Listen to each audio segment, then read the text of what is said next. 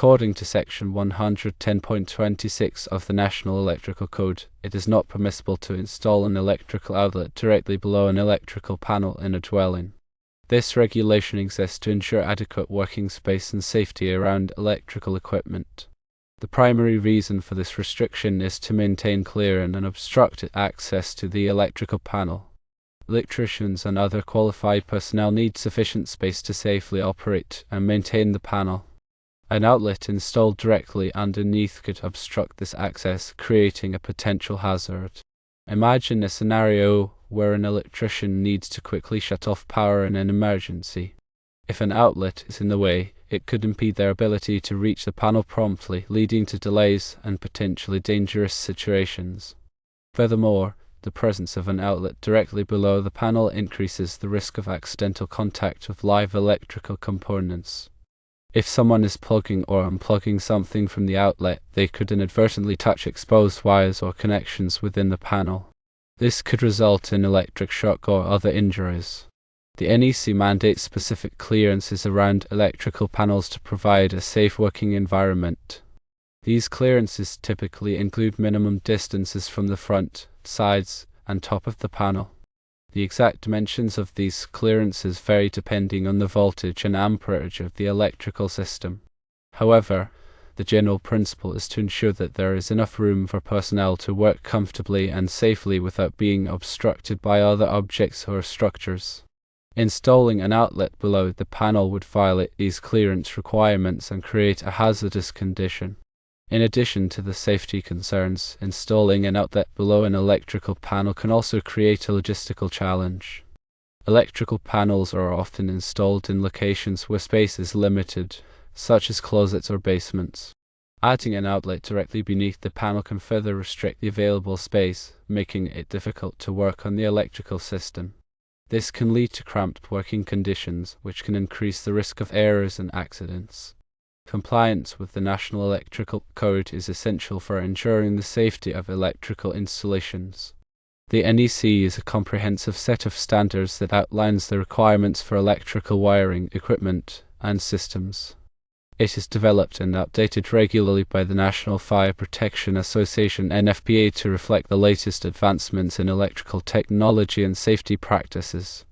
Local jurisdictions typically adopt the NEC as the basis for their electrical codes. This means that electrical installations must comply with the NEC requirements to be considered safe and legal. Failure to comply with the NEC can result in fines, penalties, and even legal action.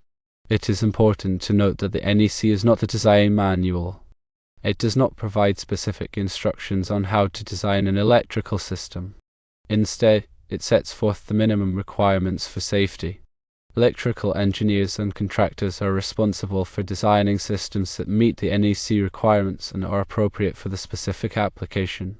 When planning an electrical installation, it is always best to consult with a qualified electrician or electrical engineer. These professionals have the knowledge and experience to ensure that the installation complies with the NEC and is safe for its intended use. They can also advise on the best location for outlets and other electrical equipment to maximize safety and convenience.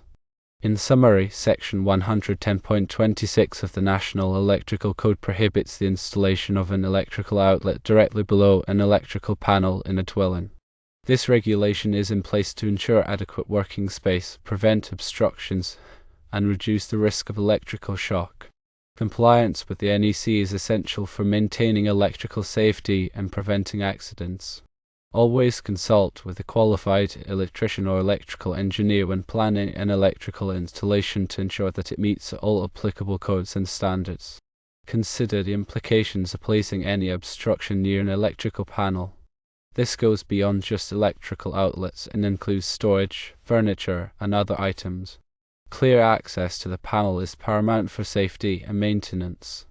The NEC addresses working space requirements in detail, specifying minimum depths, widths, and heights for working clearances. These dimensions are crucial for allowing electricians to safely perform tasks such as inspecting, troubleshooting, and repairing electrical equipment. For instance, the depth of the working space depends on the voltage of the equipment. Higher voltage systems require greater clearance to protect workers from arc flash hazards. The width of the working space should be at least 30 inches or the width of the equipment, whichever is greater. This ensures that there is enough room for a person to stand and move around while working on the equipment. The height of the working space should be at least 6.5 feet or the height of the equipment, whichever is greater. This provides adequate headroom for workers and prevents them from bumping their heads on overhead obstructions. In addition to the minimum clearances, the NEC also specifies requirements for illumination and access to the working space. Adequate lighting is essential for allowing workers to see clearly and avoid mistakes. The NEC requires that the working space be illuminated with sufficient light to enable safe and effective work. Access to the working space should be unobstructed and readily accessible. This means that there should be a clear path to the working space without any obstacles that could impede access. Doors and other access points should be wide enough to allow workers to easily enter and exit the working space. The NEC also addresses the use of personal protective equipment (PPE) when working on electrical equipment. PPE includes items such as gloves, safety glasses, and arc flash suits. The type of PPE required depends on the voltage and amperage of the electrical system and the nature of the work being performed. It is essential to use the appropriate PPE to protect oneself from electrical hazards such as shock, arc flash, and burns. Regular inspection and maintenance of electrical equipment are also crucial for maintaining safety. Electrical equipment should be inspected regularly for signs of wear, damage, or corrosion. Any damaged or worn equipment should be repaired or replaced promptly. Maintenance tasks such as tightening connections, cleaning equipment, and lubricating moving parts should be performed regularly to ensure that the equipment operates safely and reliably. Proper grounding is another essential aspect of electrical safety. Grounding provides a path for fault current to flow back to the source, tripping a circuit breaker or fuse and preventing electrical shock.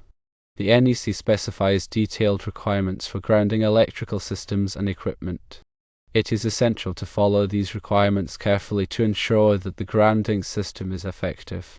Ground fault circuit interrupters (GFCIs) are another important safety device that can help prevent electrical shock. GFCIs are designed to detect ground faults, which occur when current leaks from an electrical circuit to ground. When a ground fault is detected, the GFCI quickly trips the circuit, cutting off the power and preventing electrical shock. GFCIs are required in many locations, such as bathrooms, kitchens, and outdoor areas, where there is a high risk of electrical shock. Arc fault circuit interrupters (FCIs) are another type of safety device that can help prevent electrical fires. FCIs are designed to detect arc faults, which are dangerous electrical arcs that can occur in damaged or worn wiring. When an arc fault is detected, the FCI quickly trips the circuit, cutting off the power and preventing a fire. FCIs are required in many locations, such as bedrooms and living rooms, where there is a high risk of electrical fires. In addition to following the NEC and using safety devices, it is also important to practice safe work habits when working with electricity. Always energize circuits before working on them. Use insulated tools and equipment. Wear appropriate PPE. And never work alone. By following these safety precautions, one can significantly reduce the risk of electrical accidents. The NEC is a living document that is constantly evolving to reflect the latest advancements in electrical technology and safety practices. It is important to stay up to date on the latest changes to the NEC to ensure that electrical installations are safe and compliant. The National Fire Protection Association (NFPA) offers a variety of resources to help people learn about the NEC, including training courses, publications, and online tools. By taking advantage of these resources, one can improve their understanding of the NEC and ensure that they are following best practices for electrical safety. In conclusion, maintaining adequate working space around electrical panels is crucial for ensuring the safety of electrical workers and preventing accidents. The National Electrical Code (NEC) specifies minimum clearances for working space, illumination, and access. By following these requirements and practicing safe work habits, one can create a safe and productive working environment. Remember to always consult with a qualified electrician or electrical engineer when planning an electrical installation to ensure that it meets all applicable codes and standards.